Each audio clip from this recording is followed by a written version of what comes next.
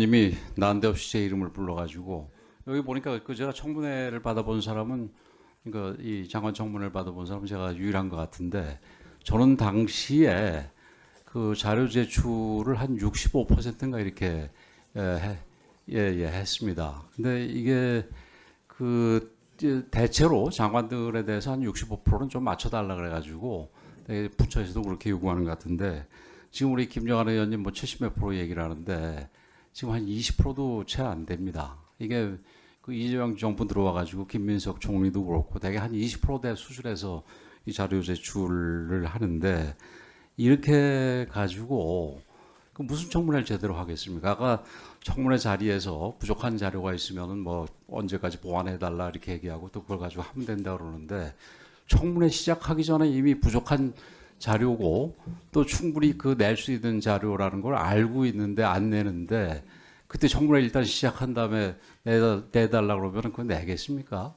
그리고 이혜원 후보자가 언제든지 지금 뭐 입장을 수시로 바꿔왔는데 거기서 청문회 때 무슨 뭐 본인이 좀 불리할 수 있는 내용을 제대로 얘기하겠습니까?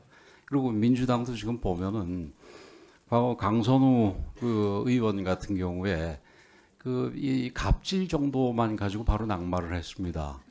근데 여기는 지금 갑질뿐만이 아니라 지금 온갖 문제들이 많아가지고 우리 당에서는 지금 이 사람이 청문회 그 이 자리에 쓸 게 아니라 수사기관 그 경찰서에 지금 출두를 해야 될 사람이라고 얘기하는데 그럼에도 불구하고 무슨 이유인지 우리 당에서 뭐 아마 3번 의원을 시켜줬다고 우리 당의 뭐 검증 능력을 아주 철저하게 믿고 계셔서 그런지 그 뭐 죽으라고 지금 시키려고 그러고 있습니다.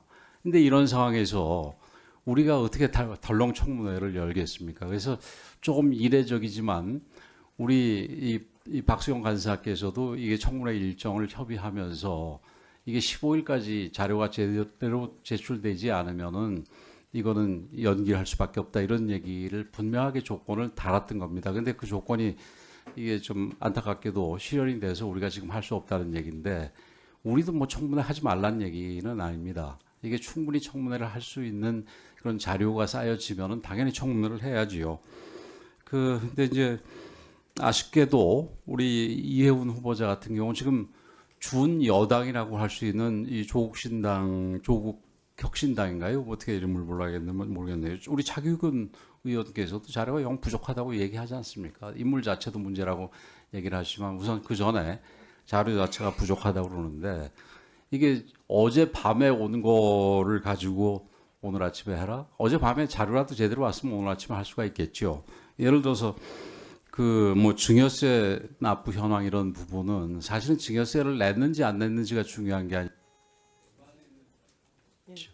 누가 냈는지가 중요한 거 아닙니까? 아까 우리 또 이 재설기 얘기를 하셨는데 차규근 의원님도 이게 아버지가 냈으면은 그 뭐 저기 아들이 증여세를 낸 거하고 또 다르지 않습니까?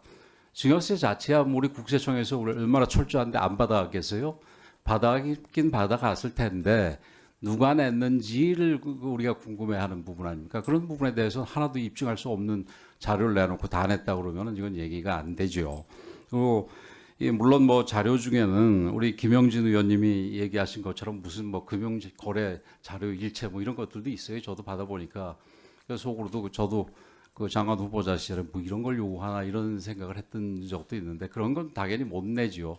그러다 보니까 한 30%는 못 내게 되는데 이게 무슨 본인 아까 우리 박수민 의원 얘기하셨듯이 본인 애들 졸업장 내라는데 졸업장도 안 내고 뭐 이런 식의 거는 틀림없이 문제 아니겠습니까? 이게 청문회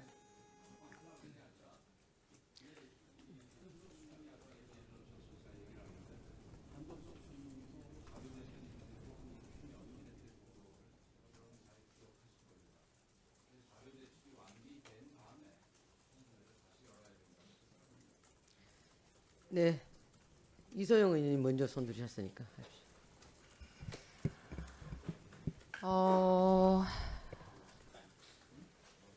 솔직히 자료 제출이 일부 미진한 부분도 있다고 생각합니다.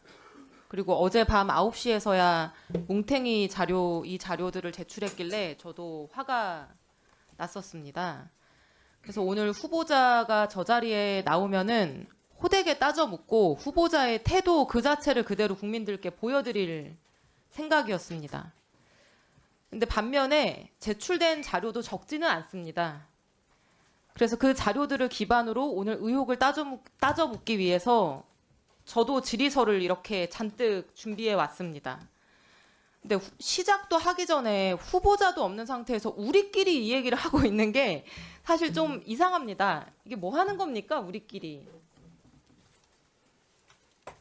이번 청문회는 여야를 떠나서 엄정한 잣대로 할 수밖에 없다고 생각합니다. 솔직히 여당 의원인 저도 생각이 많고 심경이 복잡합니다.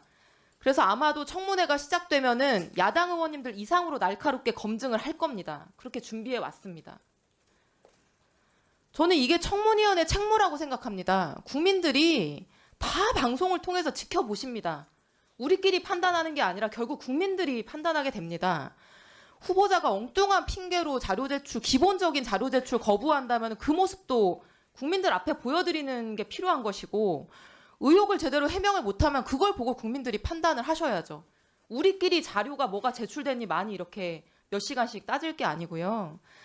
그래서 저는 우리 국회의원들 자신들의 판단으로 청문회를 하고 말고 하는 거는 국민들이 판단하실 그 권리를 박탈하는 거라고 생각하기 때문에 제안드리건대 지금 청문회를 시작하면 좋겠습니다. 그리고 지금 현재 상태에서 검증에 꼭 필요한 자료인데 제출되지 않은 자료가 있다라고 하신다면은 그것은 구체적으로 야당 간사님께서 취합을 해주시고 그것을 오전 중에 후보자에게 반드시 제출하도록 하면 좋겠습니다.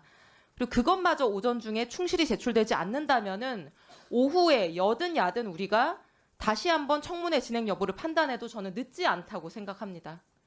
네, 이상입니다. 네, 수고하셨습니다. 다음 박대출 의원님.